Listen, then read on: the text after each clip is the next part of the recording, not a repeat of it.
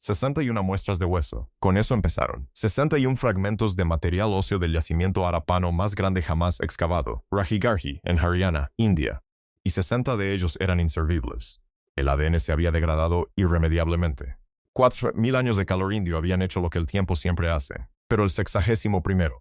El 61º fue diferente. Provenía de un hueso del oído, un pequeño y denso fragmento del interior del cráneo que conserva el ADN mejor que casi cualquier otra parte del cuerpo humano. Los investigadores realizaron más de 100 intentos para secuenciarlo. Y finalmente, de una mujer que llevaba muerta 4.500 años, enterrada mirando al norte, rodeada de vasijas de barro y brazaletes de concha, obtuvieron un genoma. La designaron como I-61 Trice. Ese es el nombre que la ciencia le dio. Solo un número, solo una entrada de catálogo.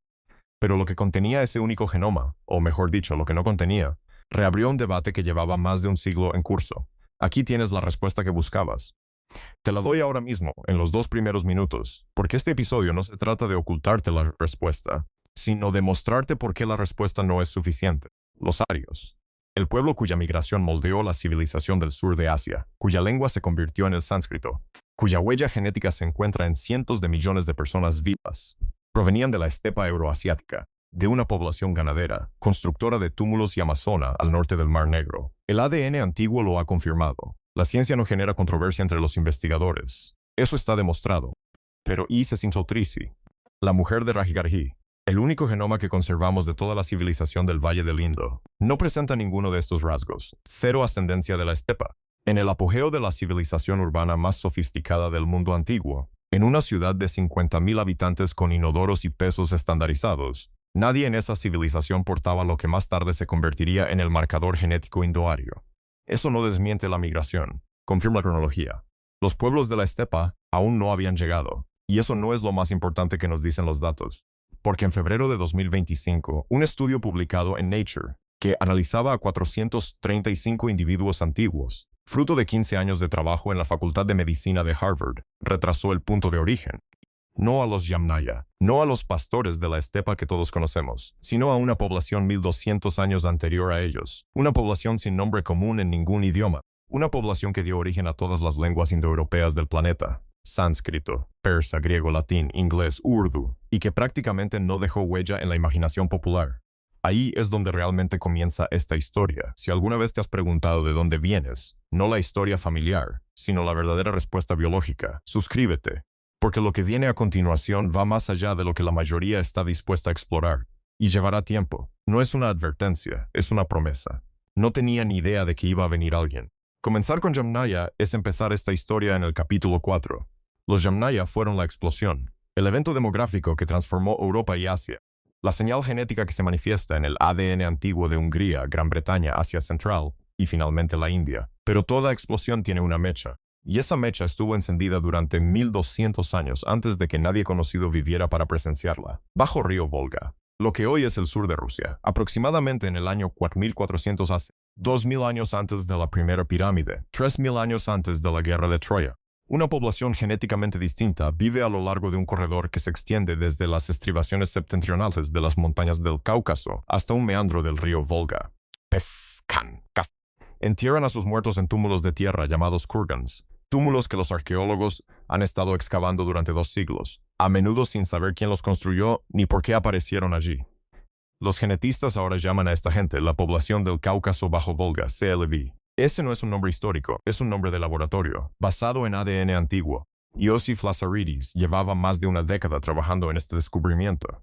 Es investigador en la Universidad de Harvard, donde colabora con Nick Patterson, el arqueólogo David Anthony, y uno de los científicos más influyentes en este campo, David Reich. En febrero de 2025, publicaron lo que su equipo denominó el origen genético de los indoeuropeos. El artículo se publicó en Nature. Analizó a 435 individuos antiguos e identificó a los CLF, este pueblo anónimo del Bajo Volga, como la población ancestral de la que descienden los Yamnaya. El pueblo del que, a través de los Yamnaya, derivan en última instancia todas las lenguas indoeuropeas del planeta. Cada palabra de la frase que acabo de pronunciar tiene su origen en esa gente de los meandros del río. Piensen en quiénes eran. No eran una civilización. No tenían escritura, ni ciudades. Probablemente ni siquiera metalurgia. Genéticamente eran una mezcla. La ascendencia de cazadores-recolectores del Cáucaso, del sur, se mezclaba con la de cazadores-recolectores del este, del norte. Enterraban a sus muertos con ocre rojo, un polvo de óxido de hierro molido que tiñe los huesos antiguos de un tono rojizo específico. Esta práctica se extendió con sus descendientes durante miles de años, llegando a Europa, Asia Central e India. Cuando los arqueólogos encuentran huesos teñidos de ocre en un yacimiento de la Edad del Bronce en la India, están ante una tradición funeraria que se originó en el Bajo Volga hace 6.000 años. Ahora bien, lo interesante de los CLV es que, alrededor del año 4000 AC, aproximadamente 400 años después de que los datos los mostraran por primera vez como una población cohesionada, una parte de sus descendientes emigró hacia el sur, a Anatolia, a lo que hoy es Turquía. Y esas personas o sus descendientes produjeron la lengua indoeuropea escrita más antigua del mundo, el hitita, documentada alrededor del año 1600 AC, en tablillas cuneiformes, en una lengua que había sido transportada desde un meandro de un río ruso a lo largo de 2000 años de desplazamientos. El Yamnaya desciende de una rama diferente del CLV, aquella que se mezcló hacia el oeste y el norte antes de expandirse rápidamente por Eurasia, una población ancestral, dos ríos de gran importancia. Y toda la historia lingüística del mundo se bifurca en esa confluencia. Y aquí es donde la cosa se pone extraña, porque los propios Yamnaya, la gente de la que todo el mundo habla, los que lo cambiaron todo, también estaban a punto de enfrentarse a algo que debería haber acabado con ellos por completo. La palabra incorrecto es una palabra que viaja, se transmite de generación en generación, se institucionaliza en los libros de texto y finalmente deja de parecer un error. Empieza a aparecer un consenso. Durante 40 años la respuesta habitual a la pregunta ¿de dónde procedían los sarios? Fue los Yamnaya. Y si bien esa respuesta no era incorrecta, resultaba incompleta, lo que alteraba por completo el significado de la historia, porque los Yamnaya no fueron directamente de la estepa póntica a la India. Hicieron una pausa, se transformaron, primero se convirtieron en algo distinto, y ese algo distinto construyó el primer carro con ruedas de radios del mundo, estepa del sur de los Urales. Alrededor del año 2100 AC, una cultura que conocemos como Sintashta. El nombre proviene de un río. Sus habitantes construían asentamientos circulares, planificados, amurallados y con viviendas integradas. Arkaim es el yacimiento más conocido, pero Sintashta no se definía por su arquitectura, sino por la destreza de sus habitantes con el caballo y la rueda. Ruedas de radios. No ruedas macizas, sino ruedas de radios. La ventaja mecánica de un vehículo con ruedas de radios sobre uno con ruedas macizas radica en la diferencia entre un transporte lento y uno rápido. Los Sintashta fueron los primeros en utilizarlas, junto con caballos domesticados, para crear algo reconocible como un carro. Y esos carros se extendieron hacia el este, el sur y el oeste, con una velocidad asombrosa. Vagish Narasimhan dedicó años a reconstruir la evolución genética entre la estepa Yamnaya y el sur de Asia. Trabajaba en la Facultad de Medicina de Harvard, en el laboratorio de David Reich. En 2019, él y su equipo publicaron el mayor estudio de ADN antiguo del sur y centro de Asia realizado hasta entonces. 523 individuos antiguos, que abarcaban 8.000 años. Lo que descubrieron sobre los Sintashta fue lo siguiente. Genéticamente, los individuos Sintashta presentaban una mezcla específica. Aproximadamente un 67% de ascendencia de la estepa occidental, derivada de Yamnaya, y un 33% de ascendencia relacionada con agricultores europeos. Este componente agrícola europeo no provenía de la estepa, sino de más al oeste, transportado hacia el este por poblaciones relacionadas con la cultura de la cerámica cordada, que se mezclaron con grupos descendientes de Yamnaya cerca de los montes Urales. Los Sintashtas son el eslabón perdido entre un pueblo ribereño anterior a la Edad del Bronce y el panorama genético de la India moderna. La prueba de ello reside en un único cromosoma, el haplogrupo R1Z93 del cromosoma Y. Actualmente se encuentra entre el 30 y el 72% de los hombres de los grupos brahmánicos del norte de la India, según la comunidad específica. En los registros de ADN antiguo, se halla con una frecuencia casi universal entre los varones Sintashta. Sin embargo, está ausente en todos los genomas antiguos del sur de Asia anteriores al año 2000 AC. Ese marcador, esa señal patrilineal específica, viajó desde la estepa de los Urales hasta el sur de Asia, pero así fue ese viaje. Lo que descubrieron después cambió todo lo que creían saber al respecto, porque no fue una carga de caballería, no fue un ejército, y no fue rápido. Lo que realmente sucedió fue más lento, más extraño y mucho más trascendental de lo que la palabra invasión puede describir. Mecanismo no es la palabra adecuada para describir lo que sucedió después. El mecanismo implica diseño, planificación, una intención de expansión. Lo que realmente muestra el registro genómico es algo más parecido a un evento de casi extinción que, accidentalmente, produjo una de las explosiones demográficas más importantes de la historia de la humanidad. Estepa Póntico-Caspia. Alrededor del año 3500 AC, la región está habitada por diversas poblaciones. Múltiples linajes genéticos coexisten en una vasta pradera. Entonces, en cuestión de siglos ocurre un cambio drástico. Los asentamientos colapsan, las poblaciones se reducen o desaparecen por completo. La diversidad genética de la estepa anterior a la edad del bronce se comprime. 3 gradientes genéticos distintos se superponen, hasta que el acervo genético que dio origen a lo que se convertiría en los Yamnaya se remonta a tan solo unos pocos miles de individuos, unos pocos miles de personas, la población de un pequeño barrio. David Reich lleva más de 15 años trabajando en esta cuestión en la Facultad de Medicina de Harvard. No es de los que exageran sus hallazgos, cuando dice, y aquí les traigo sus palabras exactas, que se trató de una aldea o un par de aldeas que se expandieron de forma espectacular, multiplicándose por 10 o incluso por 100 en un par de siglos, lo dice literalmente. El ADN antiguo confirma un cuello de botella tan severo que la familia lingüística más extendida del planeta, hablada hoy por 3.000 millones de personas, tiene su origen en un evento fundacional de menor tamaño que la mayoría de los edificios de apartamentos modernos. Y entonces surge la pregunta, ¿qué causó el colapso? ¿Qué acabó con el mundo de la estepa pre-Yamnaya? El estudio de las Aridis de 2025 no ofrece una respuesta definitiva. El cambio climático es posible. Pero hay algo más en los datos. Se ha recuperado Yersinia pestis, la bacteria responsable de la peste, de restos de la estepa de la Edad de Bronce. No la forma medieval, la que se propagaba a través de las pulgas y mató a un tercio de Europa. Esta era una variante anterior, más lenta, posiblemente neumónica. Posiblemente se transmitía de persona a persona en una población sin exposición previa ni resistencia. Esa cifra me dejó helado. La muestra de ADN antiguo más antigua confirmada de Yersinia pestis data de alrededor del 2800 AC. El brote más antiguo conocido en la historia, la peste de Justiniano, es del siglo VI AC. Esos son más de 3.000 años de peste en los registros humanos antes de la primera epidemia documentada. 3.000 años durante los cuales pudo haber estado transformando silenciosamente qué poblaciones sobrevivían. La hipótesis. Y es solo una hipótesis. Los datos no la confirman de forma absoluta. Es que los Yamnaya no se expandieron por su poder. Quizás se expandieron porque todos los demás ya estaban muriendo.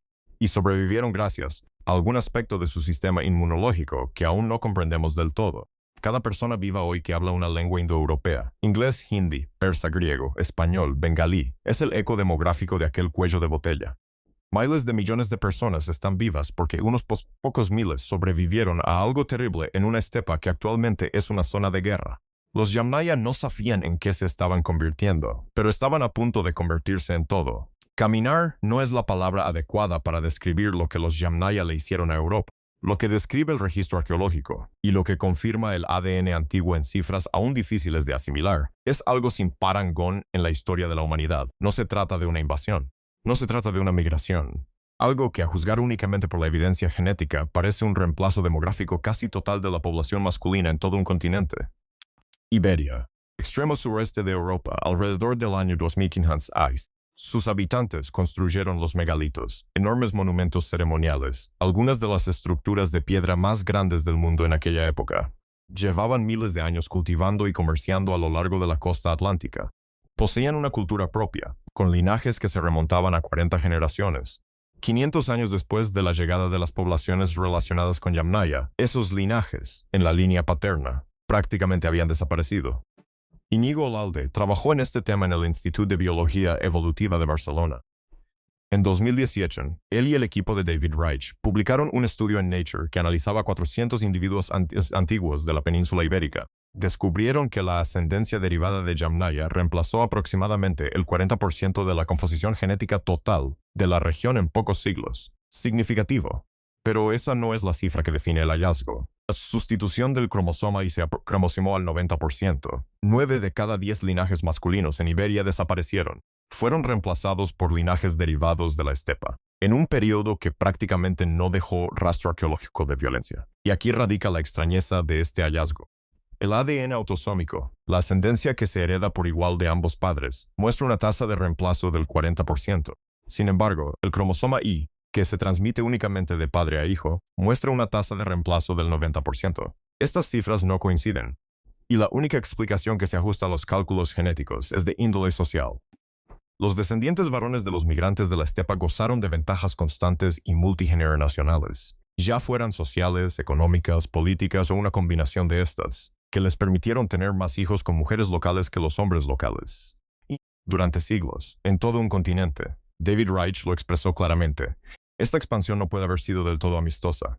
Un hombre que vive hoy en Portugal, si posee el haplogrupo R1b del cromosoma Y, casi con toda seguridad remonta su linaje paterno directo a aquella migración de la estepa, no al hombre que construyó el megalito, ni al agricultor cuyos antepasados habían vivido en esa costa durante 5000 años, sino a alguien que llegó del noreste, probablemente hablando una lengua que nadie en Iberia había oído jamás, portador de una ventaja genética cuya naturaleza solo podemos inferir.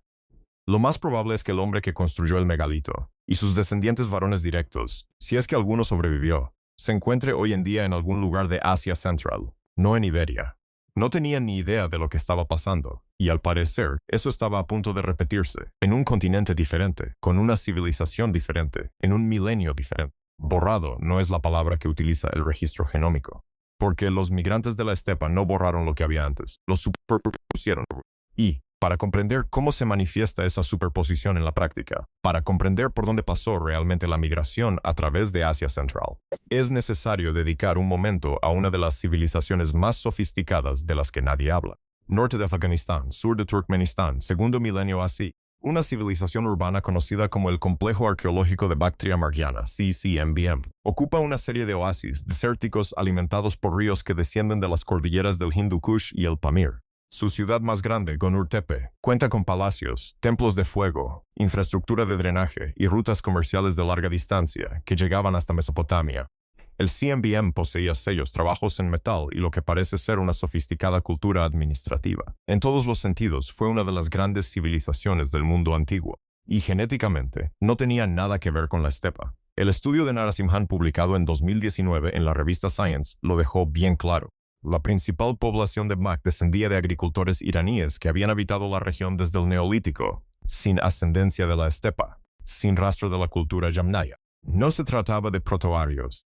Eran algo más antiguo y en muchos sentidos más complejo. Una civilización construida sobre una base agrícola cuyos orígenes se remontaban a la meseta iraní miles de años antes de que se construyera el primer carro sin tashta. Pero esto es lo que también revelan los datos.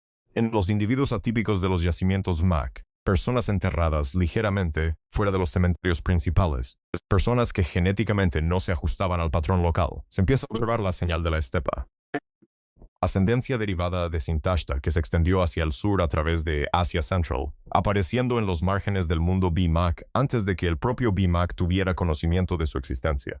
El BMAC fue la puerta de entrada genómica. Los pueblos de la estepa no lo conquistaron, simplemente lo atravesaron, como el agua que toma prestado el lecho de un río que no esculpió. Y aquí está la clave de ese pasaje. Una persona moderna de Sindh, Pakistán, tiene ascendencia de 3 poblaciones antiguas distintas. Los antiguos cazadores-recolectores del sur de Asia que llegaron primero, los agricultores iraníes cuyo legado genético fluye a través del corredor BMAC y la ascendencia esteparia derivada de Sintashta que llegó en último lugar. 3 capas, 3 milenios. Cada una llegó sin conocimiento de las otras. Quédense conmigo, porque esta siguiente parte es la razón de ser de este video. La población principal del Mak, los que construyeron Gonur Tepe, comerciaban con Mesopotamia y practicaban esos rituales de fuego. No reemplazó ni desplazó sustancialmente a los pueblos que se dirigían al sur desde la estepa. Genéticamente hablando, estaban más emparentados con los pueblos del Valle del Indo que con los de la estepa. Eran parientes lejanos de la civilización hacia la que se dirigían los migrantes de la estepa. Los migrantes de la estepa atravesaron una civilización construida por los parientes genéticos lejanos de las personas con las que estaban a punto de encontrarse.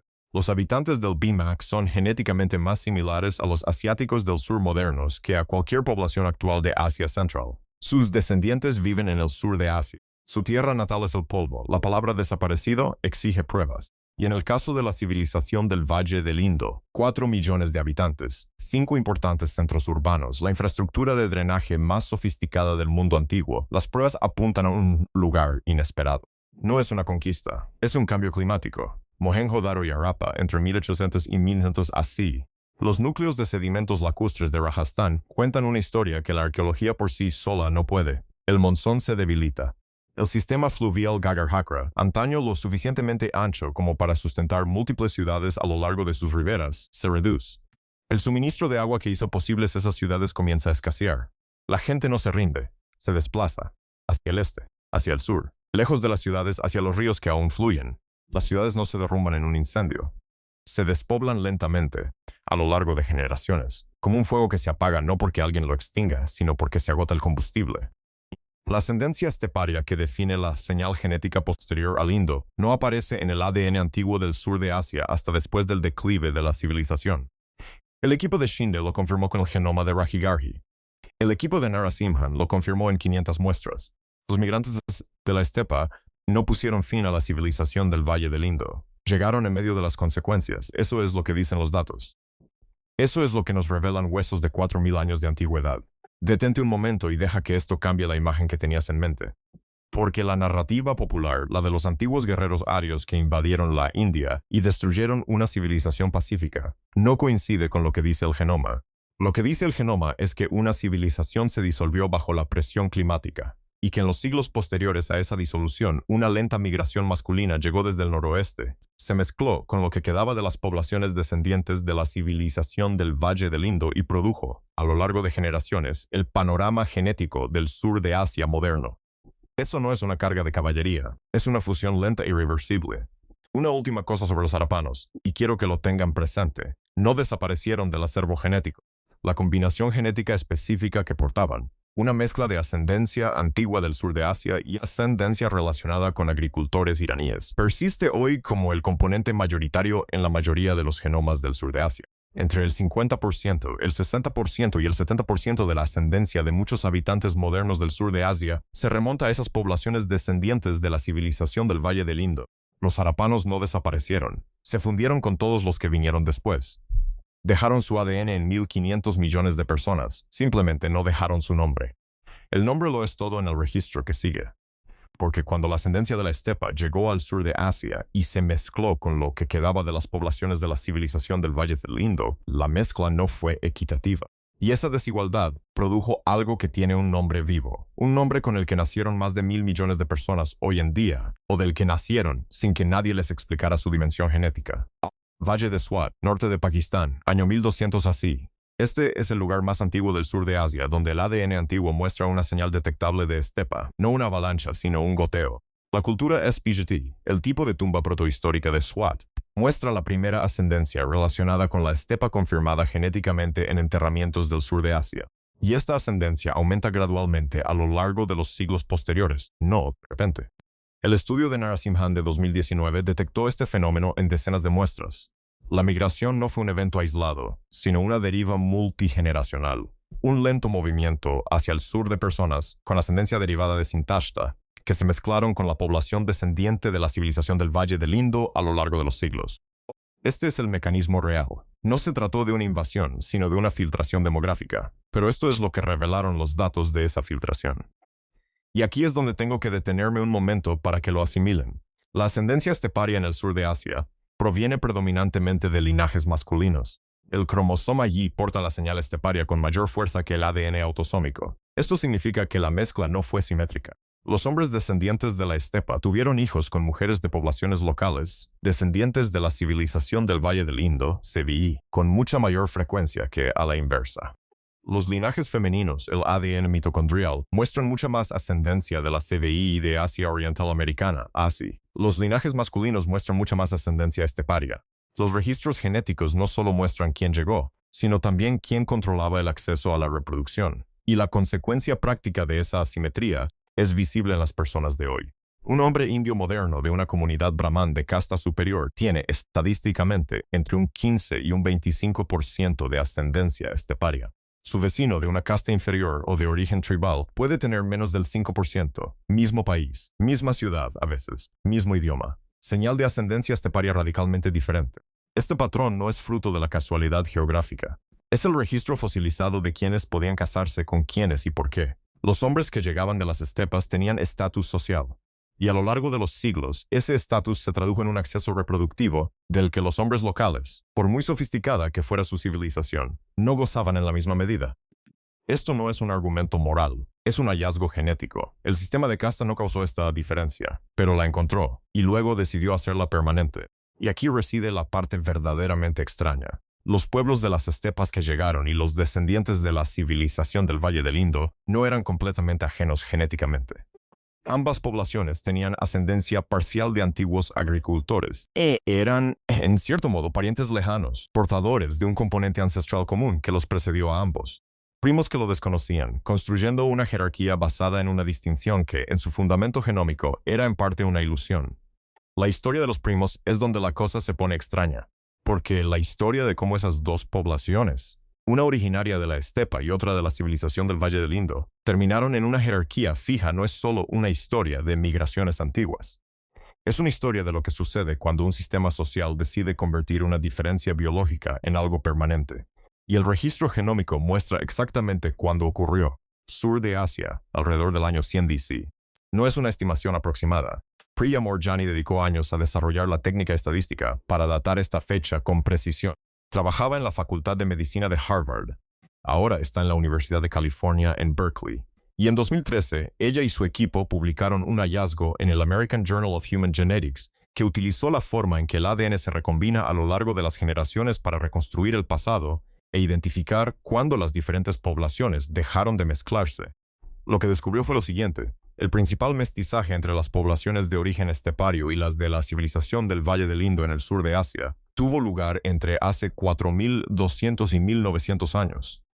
Es un periodo amplio, pero coincide con el periodo posvédico, los siglos en que los migrantes descendientes de las estepas se integraban con la población existente. Y luego, hace unos 2.000 años, con la consolidación de lo que reconocemos como la jerarquía de castas formal en los códigos textuales y legales, el mestizaje se ralentizó drásticamente. Y así es como se ve eso en un genoma vivo. Dos poblaciones en la misma región, que hablan el mismo idioma y practican tradiciones relacionadas, y que, a lo largo de los 2.000 años posteriores al endurecimiento de la endogamia, se vuelven genéticamente más distintas entre sí, no menos. Un hombre brahman del norte de la India y un hombre dalit de la misma aldea presentan hoy distancias genéticas comparables a las que existen entre distintos grupos étnicos europeos. No porque hayan evolucionado por separado, sino porque un sistema social les impidió mezclarse durante 100 generaciones. 3.000 años de endogamia forzada, grabados en los cromosomas. El ADN y los textos legales sánscritos describen el mismo evento, desde dos perspectivas completamente distintas. Los textos describen las reglas que impedían la mezcla.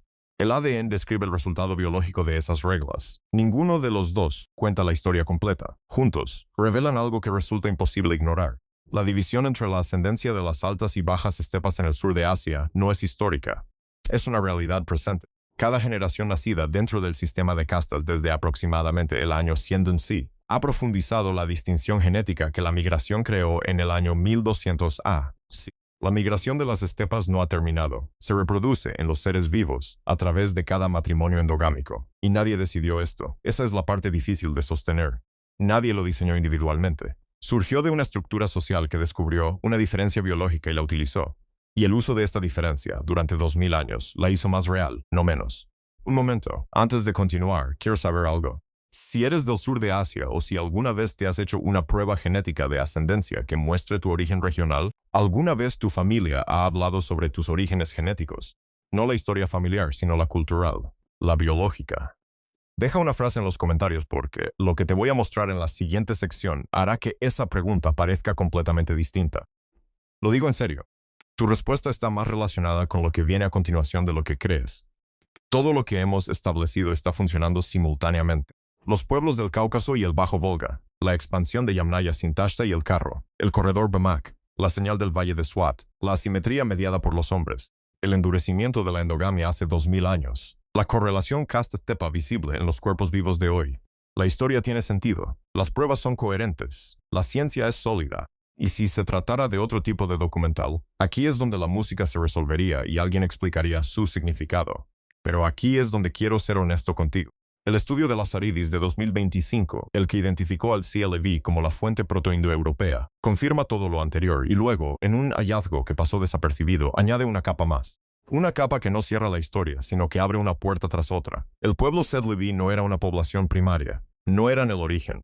Su ascendencia se remonta aproximadamente en un 50% a la Armenia neolítica, a agricultores del sur del Cáucaso, que habían estado allí desde el año 6000 A. Sí, que desconocían la estepa y que, en todo lo relevante para sus propias vidas, constituían una historia completamente aparte, y sin embargo, su ADN viajó hacia el norte. Se mezcló con los cazadores-recolectores orientales a lo largo del Volga. Se convirtió en el Celevi. El Sil se integró en el Yamnaya. El Yamnaya se convirtió en el Sintashta.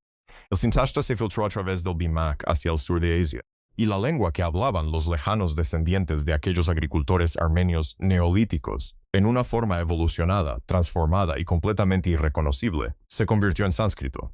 Y griego, y latín, y inglés, y urdu, y persa. Cultivaban trigo en el sur del Cáucaso hace 8.000 años, y su ADN está en esta frase. Y esto es lo que significa para la cuestión central de todo este episodio. No sabemos qué los impulsó hacia el norte. Desconocemos el factor cultural o climático que llevó a los agricultores neolíticos caucásicos al corredor de la estepa, donde con el tiempo se mezclarían con los cazadores-recolectores y darían origen a la cultura Celevi. El registro genético identifica la migración, pero no puede explicar el motivo. El origen del origen aún no se conoce. Lo que descubrieron a continuación cambió por completo todo lo que creían saber al respecto. Porque la pregunta no es solo ¿de dónde vinieron los arios? La pregunta más profunda es ¿cuáles fueron las fuerzas que pusieron en marcha toda esta cadena de acontecimientos? Y el estudio de 2025, el análisis de ADN antiguo más completo del mundo protoindoeuropeo jamás publicado, no puede responderla del todo. La historia acaba de retroceder 1200 años. Y aún hay una puerta que no podemos abrir. Las montañas conservaron un tipo de registro diferente, no en túmulos funerarios, no en genomas antiguos extraídos de yacimientos de enterramiento. En algo más sencillo, la persistencia de poblaciones que la migración de la estepa rodeó en lugar de atravesarlas. El Cáucaso meridional, Armenia y Georgia actuales. Cuando los investigadores realizan análisis genéticos de las poblaciones armenias actuales y las comparan con los antiguos agricultores neolíticos identificados en el estudio Lazaridis de 2025, aquellos que aportaron el 50% de la ascendencia del Celevi. La coincidencia.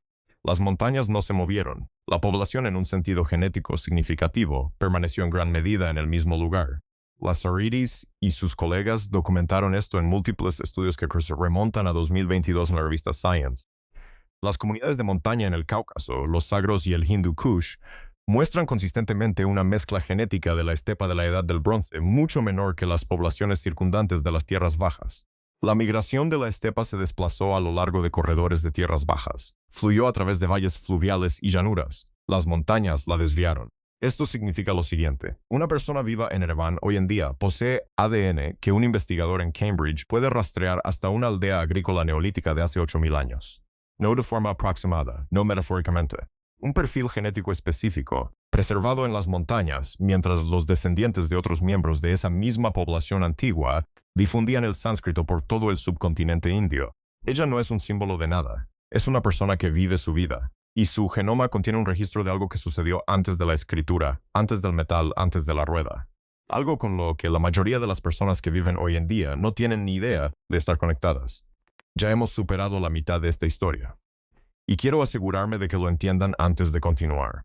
El hallazgo principal hasta ahora, en el lenguaje más sencillo posible, todas las lenguas indoeuropeas del planeta, habladas por 3.000 millones de personas, tienen su origen en la cultura Yamnaya, la cultura Celevi, y finalmente, en la mezcla de agricultores neolíticos del sur del Cáucaso con cazadores-recolectores de Europa del Este hace más de 6.000 años.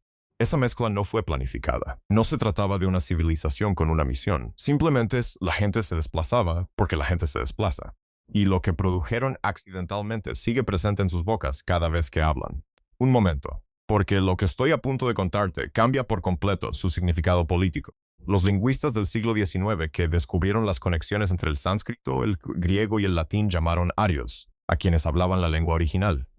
Y en menos de un siglo, este término se utilizó para justificar el genocidio industrializado. Pero lo que ahora revela el registro genómico con absoluta claridad es lo siguiente. No existió un origen puro. Nunca existió un origen puro. Los protoindoeuropeos eran, a su vez, una mezcla de agricultores caucásicos y cazadores-recolectores de Europa del Este, de pueblos que se habían mezclado durante miles de años antes de que nadie inventara la palabra ario. El concepto de pureza racial al-aria no solo es históricamente perverso, sino que es genómicamente imposible. Quienes supuestamente pertenecían a la raza pura eran, en su base genética, una mezcla que convierte el concepto de pureza en un error categórico. Y aquí está la clave de las poblaciones vivas que conservan las conexiones ancestrales más profundas con aquellos agricultores neolíticos. Las comunidades de montaña del Cáucaso, los hablantes de lenguas dravídicas del sur de la India, las poblaciones tribales del subcontinente que poseen un 70% de ascendencia ancestral del sur de la India. Nunca formaron parte del mito de la pureza, y, sin embargo, portan las capas más antiguas de la historia. El registro tiene una laguna, y en esa laguna reside la ideología. Quiero ser muy preciso al respecto, porque la precisión es lo único que separa la ciencia de la instrumentalización de la ciencia como arma. Berlín, 1930. Las SS fundan la Ahnenerve, el Instituto del Patrimonio Ancestral. Su misión es encontrar pruebas arqueológicas y biológicas de un linaje racial ario puro.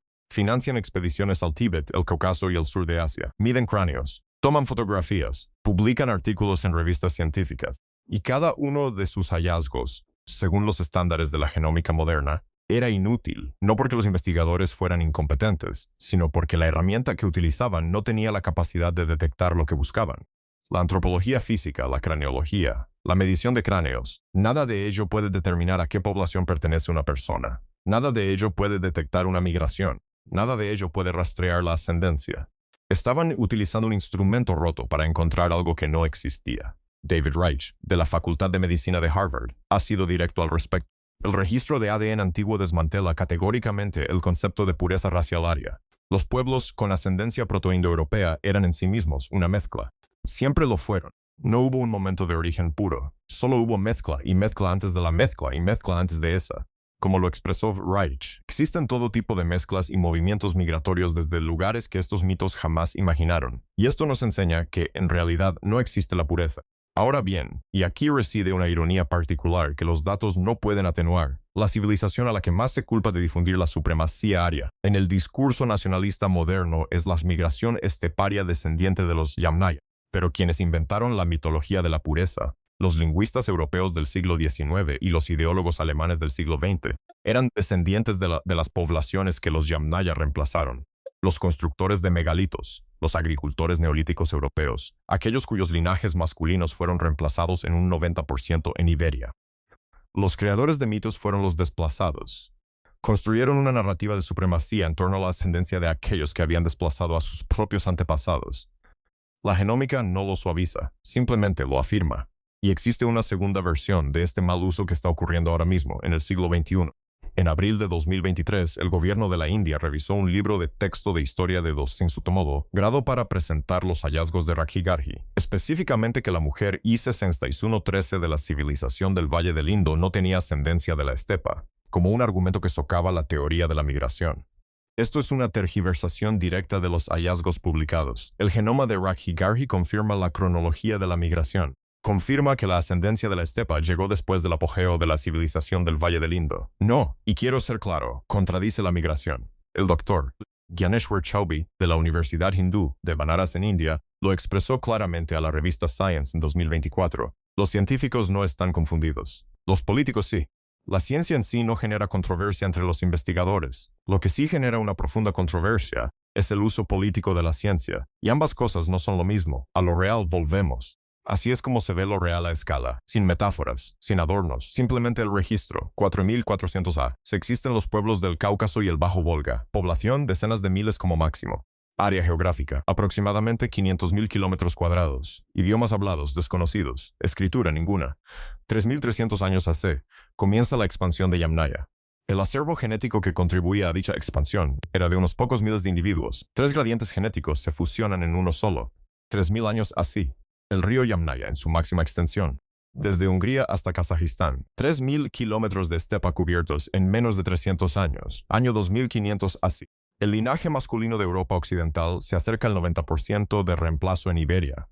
Los cromosomas y de los constructores de megalitos desaparecidos. Año 2100 AC. Surg-Sintashta cerca de los Urales. Los primeros carros con ruedas de radios del mundo. Fosas para rituales de fuego. Sacrificios de caballos. La huella arqueológica de lo que se convertiría en la cultura védica. 1900 años sí. La civilización del Valle del Indo comienza a despoblarse. 4 millones de personas se dispersan.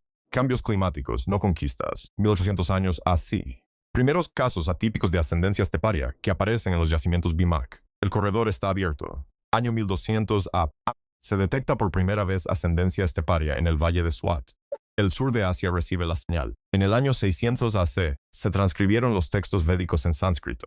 La lengua de los descendientes de Sintashta, 1500 años después de la llegada de los Urales a la estepa, se codificó en un nuevo continente, año 102 La endogamia se afianza en el sur de Asia. Los grupos de castas comienzan a divergir genéticamente entre sí. La puerta se cierra. Año 219 de un genoma de Rakhigarhi. E613. Sin ascendencia de la estepa. Año 225 de se analizaron 435 genomas antiguos. Se identificó el CLV. El origen se desplazó hacia atrás 1200 años. Se nombró a agricultores armenios neolíticos como la fuente de la fuente. Hoy en día, 3.000 millones de hablantes de lenguas indoeuropeas representan el 40% de la población mundial. Todos ellos son descendientes demográficos de unos pocos miles de personas que sobrevivieron a algo que no podemos nombrar, en un lugar actualmente en guerra, hace 5.300 años. Llevamos 45 minutos. Lo que viene a continuación es por qué esos 45 minutos fueron necesarios.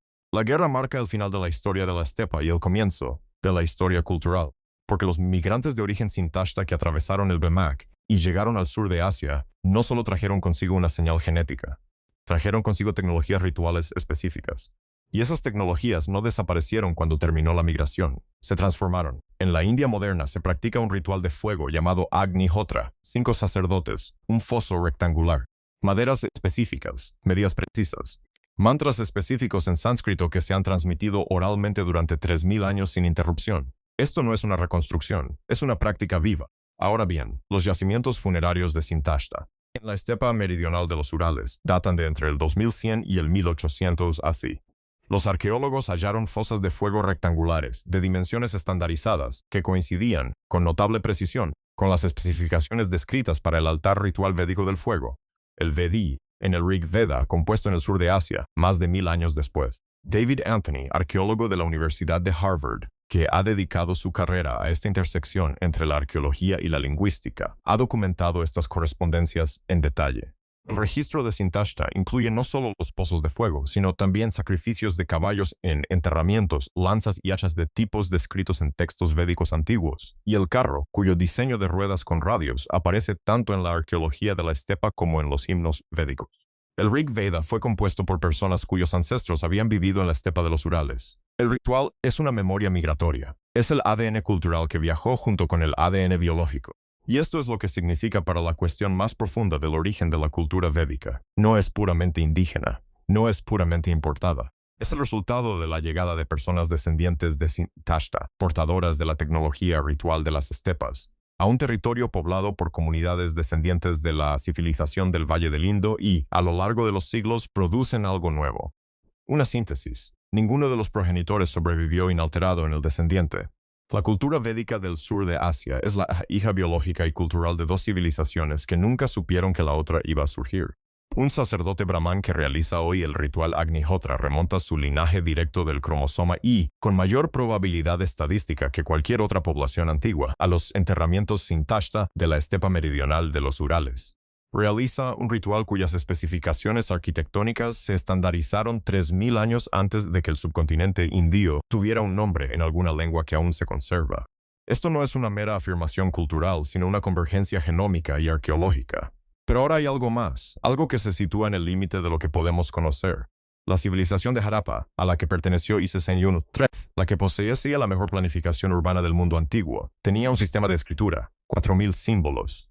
Aparecían en sellos de piedra a lo largo de toda la extensión geográfica de la civilización. Estuvo en uso durante cientos de años, y no podemos descifrar ni una sola palabra. La inscripción más larga, 26 signos, sin clave bilingüe, sin lengua descendiente confirmada. Tras 150 años de intentos, ningún desciframiento ha alcanzado consenso académico. La cultura que construyó las primeras grandes ciudades del subcontinente indio no dejó ni una sola palabra legible. Quienes las reemplazaron, de forma parcial, lenta y asimétrica, nos legaron el sánscrito. Esa simetría lo explica todo, condensado en dos sistemas de escritura, uno ilegible y otro que aún se habla.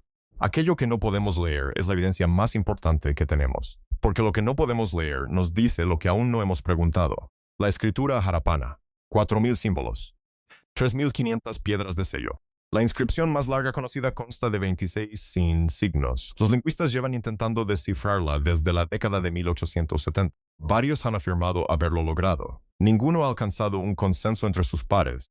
La escritura de la civilización más sofisticada del mundo antiguo permanece, en el sentido técnico preciso de la palabra, perdida. Pero esto es lo que la genética sugiere sobre qué idioma podría haber sido.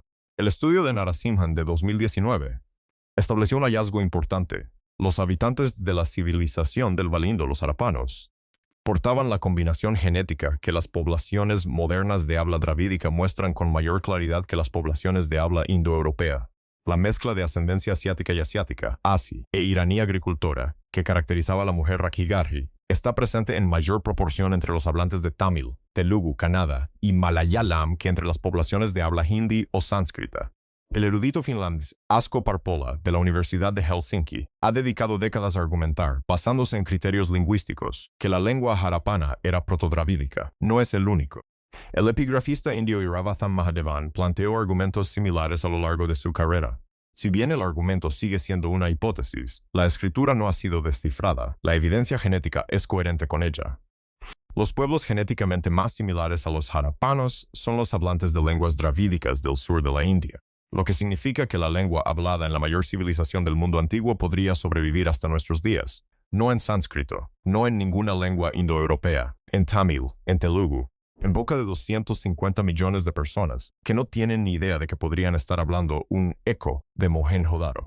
Una abuela tamil en Chennai le enseña una canción a su nieta, usando palabras cuyas raíces, según los lingüistas, se remontan al protodravídico. Ella lo ignora. La nieta lo ignora. La abuela es el archivo. Ella carga con algo que jamás le dijeron que llevaba consigo. Quiero ser cauteloso y sincero. La conexión entre la escritura harapa y las lenguas dravídicas es una hipótesis académica, no un hecho confirmado. La escritura sigue sin descifrarse. La correlación genética es real. La similitud genómica entre las poblaciones descendientes de la civilización del Valle del Indo y los hablantes modernos de lenguas dravídicas está documentada. Pero la afirmación lingüística requiere más que proximidad genética. Requiere descifrar la escritura, algo que nadie ha logrado aún de forma satisfactoria para la comunidad científica. Lo que la genética confirma es lo siguiente. Las personas con mayor ascendencia harapana tienden a hablar lenguas dravídicas. Las personas con mayor ascendencia esteparia tienden a hablar lenguas indoeuropeas. Esta correlación tiene una base material de 3.500 años. Y aquí hay una capa más, la más profunda. Debajo de la señal genética de Harappa, debajo de la ascendencia de los agricultores iraníes, debajo de la migración de la estepa, hay un componente de ascendencia del sur de Asia que lo precede todo. Los antiguos ancestros del sur de la India, los Asi, personas que llegaron al subcontinente hace más de 40.000 años y cuya huella genómica persiste hoy en día en algunas poblaciones tribales, en niveles superiores al 70%. No construyeron nada que haya sobrevivido, no dejaron ningún escrito, no se les menciona en ninguna fuente antigua, pero siguen ahí, en los huesos de cada persona que alguna vez ha considerado el subcontinente indio su hogar. Más antiguas que la agricultura, más antiguas que las ciudades, más antiguas que el lenguaje tal como lo entendemos. Ellos estuvieron aquí primero. Y parte de ti, si tus ancestros están conectados con esta parte del mundo, provienes de ellos. Ahí es donde la política decidió mirar. Y cuando la política mira a la ciencia, tiende a encontrar lo que buscaba. Quiero explicarles lo que ha sucedido a esta ciencia en el ámbito político, no porque sea un escándalo, sino porque comprender la brecha entre lo que dicen los datos y lo que algunos actores institucionales quieren que digan los datos es parte de comprender por qué este episodio tenía que existir. En 2019, cuando se publicaron los hallazgos de Rakhigarhi, muchos medios de comunicación indios informaron que el estudio demostraba que no hubo migración aria. Ese titular era incorrecto. El hallazgo demostró que la mujer de la civilización del Valle del Indo no tenía ascendencia de la estepa, lo cual ya se esperaba, dado que la migración se sitúa después del apogeo de la civilización del Valle del Indo. La ausencia de ascendencia de la estepa en un individuo de la civilización del Valle del Indo del 2500 a así es totalmente coherente con la hipótesis de la migración. Confirma la cronología. En abril de 2023, el libro de texto de historia de 12º grado, revisado por el gobierno indio, presentó ese mismo hallazgo como un argumento que socavaba la teoría de la migración. Esto es una tergiversación directa. No se trata de una cuestión de interpretación. Es una tergiversación. Sin embargo, existe un proyecto de ADN antiguo financiado por el gobierno indio que se encuentra en marcha. Investigadores del Instituto Birbal Sahni de Paleociencias y otras instituciones trabajan para generar nuevos datos de ADN antiguo del sur de Asia. La revista Science informó sobre esto en noviembre de 2024. Los investigadores involucrados esperan que sus hallazgos confirmen que la ascendencia de las estepas llegó al sur de Asia durante el segundo milenio, así. Este es el consenso actual, que siempre ha sido el consenso entre los investigadores. El doctor Gyaneshwar Chaubey, de la Universidad Hindú de Banaras, declaró a la revista Science: "Los científicos no están confundidos, los políticos sí. Quiero dejar algo claro. Los investigadores que realizan este trabajo, indios, estadounidenses, europeos, no son enemigos de ninguna cultura ni tradición. Vagish Narasimhan es del sur de Asia. Su propia ascendencia está presente en los datos que analiza. Publicó lo que revelaron esos datos. Eso no es un acto político, eso es ciencia. Los datos no implican que ninguna cultura sea inferior, menos antigua o menos legítima. Los datos demuestran que todas las culturas son más diversas, más antiguas en aspectos complejos y están más conectadas con fuentes inesperadas de lo que cualquier discurso nacionalista puede abarcar. Eso es lo que lo hace políticamente inconveniente. No lo que dice sobre ningún grupo en particular, sino lo que dice sobre el concepto de grupo puro. Existe un proyecto indio de ADN antiguo en curso cuyos resultados completos aún no se han publicado. Sean cuáles sean esos resultados, se convertirán en uno de los debates científicos más polémicos del mundo. Los investigadores involucrados lo saben, pero aún así publicarán sus resultados. La llegada es lo que hemos estado siguiendo todo este tiempo, pero la llegada requiere supervivencia. Y el evento de supervivencia que está en el origen de toda esta historia fue tan limitado, tan dependiente de factores específicos que fácilmente podrían haber sido diferentes, que su magnitud merece un análisis aparte. Permítame llevarlos una vez más a la estepa póntico-caspia, año 3500 A. Sí, existen 3 gradientes genéticos distintos, poblaciones diversas a lo largo de un vasto corredor. Y entonces, algo, un cambio climático, una plaga o una combinación que aún no comprendemos del todo, colapsa esa diversidad. Los 3 gradientes se fusionan, el acervo genético se comprime, y la población fundadora de los Yamnaya, el grupo del que descenderá toda la expansión indoeuropea, se remonta a tan solo unos pocos miles de genomas contribuyentes. El estudio de las Aridis de 2025 lo confirma. La diversidad del mundo estepario, pre-Yamnaya, no solo se redujo, sino que se concentró en lo que los genetistas denominan un efecto fundador. Un pequeño grupo específico, distinguido por su composición genética, posiblemente por su inmunidad, posiblemente por su proximidad a caballos recién domesticados, posiblemente por algo que aún no podemos definir, se convirtió en el único contribuyente ancestral al mundo post-Yamnaya. Cada persona viva hoy que habla una lengua indoeuropea existe gracias a lo que ocurrió en esa estepa entre el 3500 y el 300 así. No es una metáfora. Cada palabra de esta frase, el vocabulario, la gramática, los patrones fonológicos, desciende de ese punto crítico. Esto no es tendencia, esto es contingencia. Si el invierno hubiera sido diferente, si la población inmune hubiera sido menor, si la domesticación del caballo hubiera ocurrido 200 años más tarde o 200 kilómetros al este, donde los corredores hacia Europa y Asia fueran menos accesibles. Cualquiera de esas alternativas, y el idioma en el que estás viendo esto no existe. El inglés no existe, el hindi no existe, el sánscrito no existe, el latín, el griego, el persa, el bengalí. Toda la familia indoeuropea, 3.000 millones de hablantes vivos, desaparecieron antes de que se pronunciara la primera palabra. Así de cerca estuvo. Y lo que realmente impacta es lo siguiente. La estepa que alberga los restos físicos de aquel evento crítico, los túmulos, las antiguas muestras de ADN, los yacimientos arqueológicos, se encuentra en la actual Ucrania y el sur de Rusia. La guerra, la que se libra actualmente por ese territorio, se desarrolla sobre el origen genómico del 40% de la población mundial. David Anthony, el arqueólogo de Harvard que fue coautor del estudio publicado en Nature en 2025, lo dijo claramente. Donde se están produciendo los peores combates en este momento es en la tierra natal de los Yamnaya.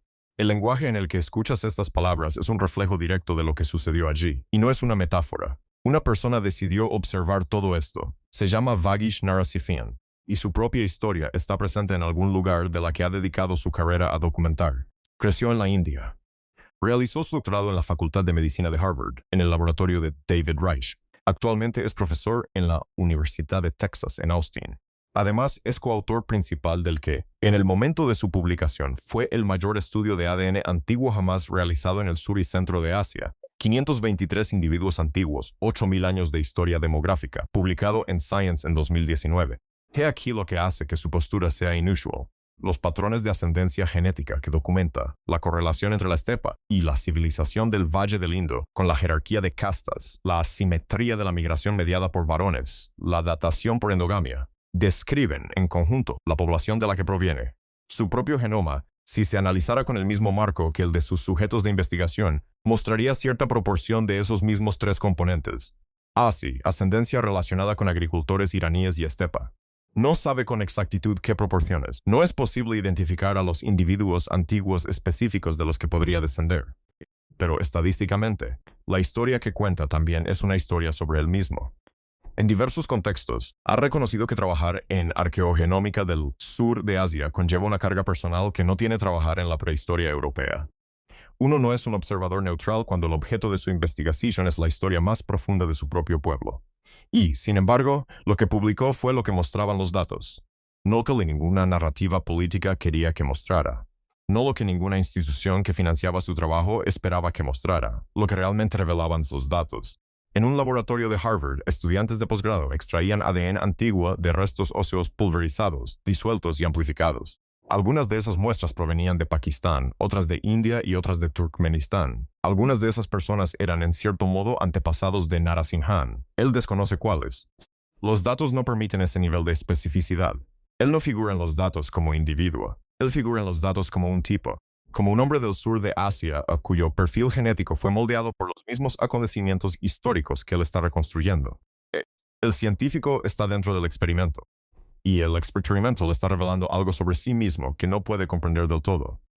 El hallazgo de que los datos contaban una historia antes de que el equipo de investigación comprendiera lo que estaba observando, que la correlación entre casta y estepa surgió como resultado antes de que el equipo diseñara conscientemente el estudio para encontrarla, es uno de esos momentos en la ciencia en los que parece que la evidencia va más allá de ser mera evidencia, como si el registro quisiera ser leído. Y cada persona del sur de Asia que se haya sometido a una prueba de ascendencia genética lleva consigo, en este preciso instante, un cromosoma Y o un segmento autosómico que, hace 3200 años, formaba parte de un cuerpo que migró hacia el sur a través del Hindu Kush. Esa molécula específica sobrevivió, a través de 3200 años de nacimientos, muertes, migraciones, endogamia y demás. No es un símbolo, es una molécula. Y está presente en personas vivas en este mismo momento. Sobrevivió es la palabra clave a la que se ha estado dirigiendo todo el episodio. No de forma triunfal, no como una celebración, simplemente como un hecho. La raíz de toda esta historia es la supervivencia. Una supervivencia repetida, improbable e imprevista, y lo que esa supervivencia ha dejado en quienes la portan. Una mujer de 40 y tantos años está sentada con un informe de genealogía genética. Accedió a compartir este momento. Es del sur de Asia. Lee los números sin expresión. 17% de ascendencia relacionada con la estepa, 41% relacionada con agricultores iraníes, 42% de ascendencia ancestral del sur de la India. Ella observa los porcentajes por un momento, luego dice, esto es historia, así es, pero también es más específico. Esos tres números representan tres migraciones. El componente Asia, el 42%, llegó al sur de Asia hace más de 40.000 años. El componente de ascendencia relacionada con agricultores iraníes del 41% llegó hace aproximadamente 6 u 8 mil años, a través del corredor BMAC. El componente de la estepa del 17% llegó hace aproximadamente 3.200 años, atravesando Sintashta y los pasos del Hindu Kush. Ella está leyendo la roca de la que está hecha. Y el término ario, que comenzó como una categoría lingüística para cualquiera que hablara una versión primitiva de la familia lingüística, se distorsionó hasta convertirse en un mito racial. Se utilizó para justificar el genocidio y ha sido reivindicado en el siglo XXI como una identidad nacionalista por movimientos políticos en múltiples continentes. Se refiere, en el registro genómico, a ese 17%, una capa, una fracción, una migración que llegó hace 3.000 años a una civilización que había estado aquí durante 40.000 años antes. La ascendencia esteparia es real, la migración ocurrió. La señal genética está presente en los seres vivos. Pero esto representa solo el 17% de la historia, no la historia completa. Y las ideologías nacionalistas que se han aferrado a ella, afirmando en todos los sentidos que la migración demuestra la primacía cultural, o que demuestra que nunca ocurrió, se disputan una fracción mientras ignoran a la mayor parte. El 42% es la capa más antigua. El 42% es el componente ancestral del sur de la India, los primeros pobladores, los que no tienen nombre en ningún texto antiguo, los que no construyeron nada que haya sobrevivido y, sin embargo, genéticamente constituyen la mayoría del genoma moderno del sur de Asia.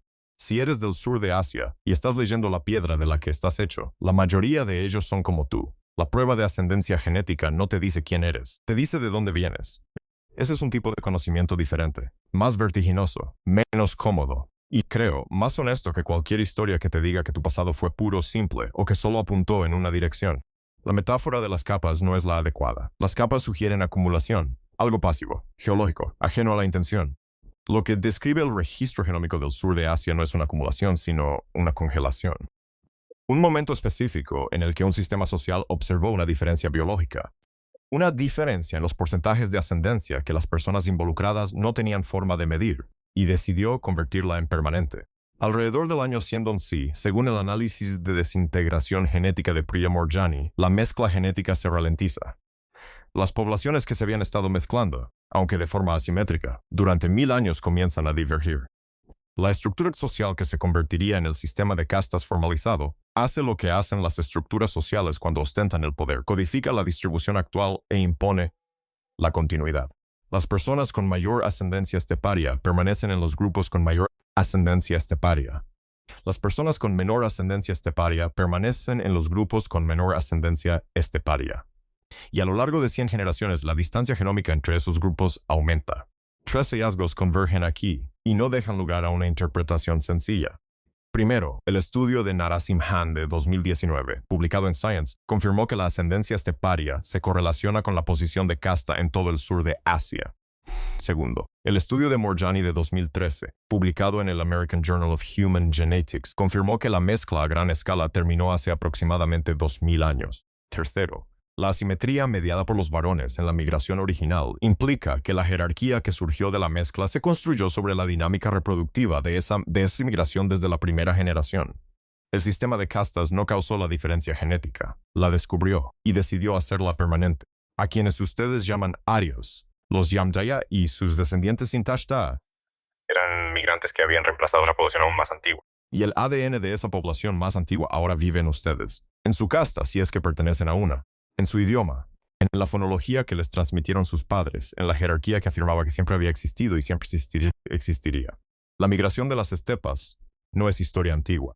Es el sistema operativo de una estructura social que todavía utilizan 1.400 millones de personas. Eso no es una metáfora, eso es lo que muestran los datos.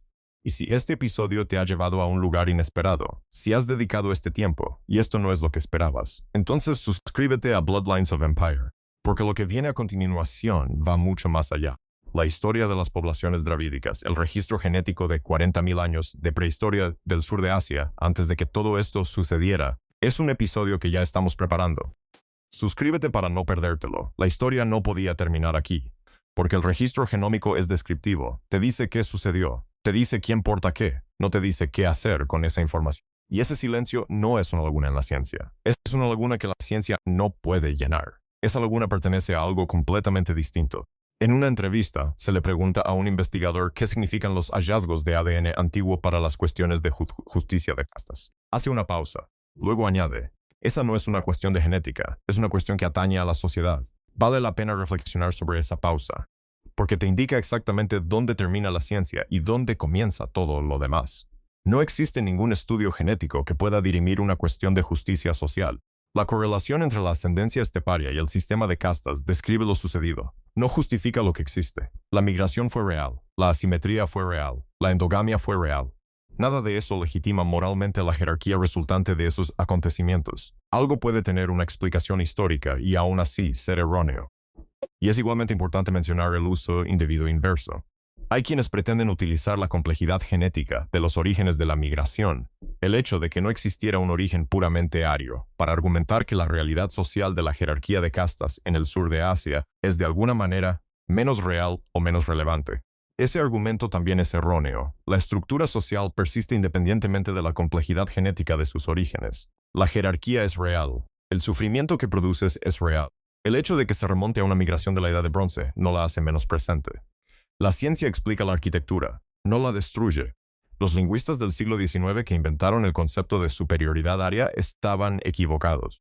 Los ideólogos del siglo XX que lo utilizaron para justificar el genocidio también estaban equivocados. Los nacionalistas del siglo XXI que malinterpretan el Rajigari para negar la migración están malinterpretando sus propias pruebas. Y los activistas que esperan que la genómica emita un veredicto social están pidiendo a una herramienta molecular que realice una labor filosófica para la que no fue diseñada. Todos han hecho un mal uso de la ciencia, pero la ciencia sobrevive a pesar de todo. y Sainstaltrisi, la mujer de Rakhigarhi. No tenía ascendencia de la estepa. No ocupaba ningún puesto en la jerarquía de castas. No tenía ni idea de que alguien iba a venir. Murió alrededor del año 2500 A. Sí, fue enterrada mirando al norte, rodeada de los ajuares funerarios de su civilización. Es la prueba más clara que tenemos de que la jerarquía surgió después. Ella vivió antes de que existiera, y dejó tras de sí el único genoma que conservamos de la primera gran civilización urbana del mundo, el de una mujer sin nombre en ningún registro que haya sobrevivido. Solo un número de catálogo. Solo una designación. ¿Cómo se llamaba? No lo sabemos. Nunca lo sabremos. Y esa incertidumbre es lo más honesto que este episodio puede ofrecer. Porque la ciencia puede darte el porcentaje, pero no puede decirte quién es.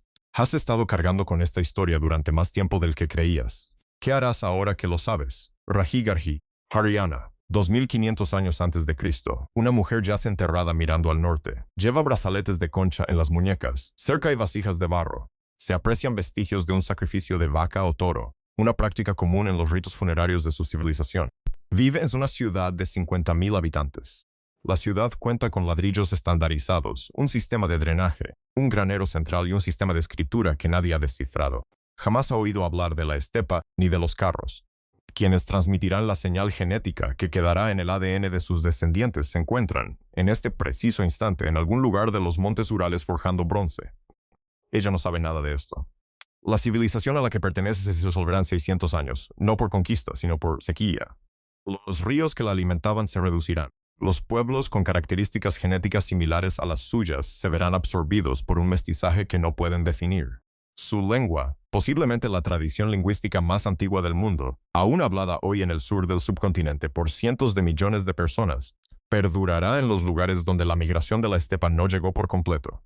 Su componente genético, la mayor parte de la ascendencia del sur de Asia, persistirá en 1.400 millones de personas a quienes se les asignará una posición social, 3.000 años después de su entierro, en parte según la poca herencia de la ascendencia de la estepa que porten. Ella no sabrá nada de esto. Es una mujer en la ciudad, tiene su vida. Y esto es lo que significa para ti, específicamente, si tu ascendencia proviene del subcontinente indio. Ella es tu antepasada, no metafóricamente, estadísticamente. La mayoría de la ascendencia del sur de Asia, 50, 60, 70%, según la población, proviene de los descendientes de la civilización del Valle del Indo que ella representa. Independientemente de lo que la jerarquía haya dicho sobre quién eres, independientemente de lo que el porcentaje de ascendencia esteparia en tu prueba genética indique sobre tu posición social, el genoma revela algo más antiguo, algo que la jerarquía jamás te contó. Eres principalmente ella, ni la migración, ni la estepa, ni el idioma, ella. La mujer a la que designamos I-6113, en una anotación de laboratorio que redujo 4.500 años de su civilización a un número, era la mayoría de ustedes antes de que sucediera todo esto, antes de los carros sin tashta, antes de los hornos védicos, antes del endurecimiento de la endogamia, antes de todo esto. No tenían idea de que iba a venir alguien. Nosotros tampoco.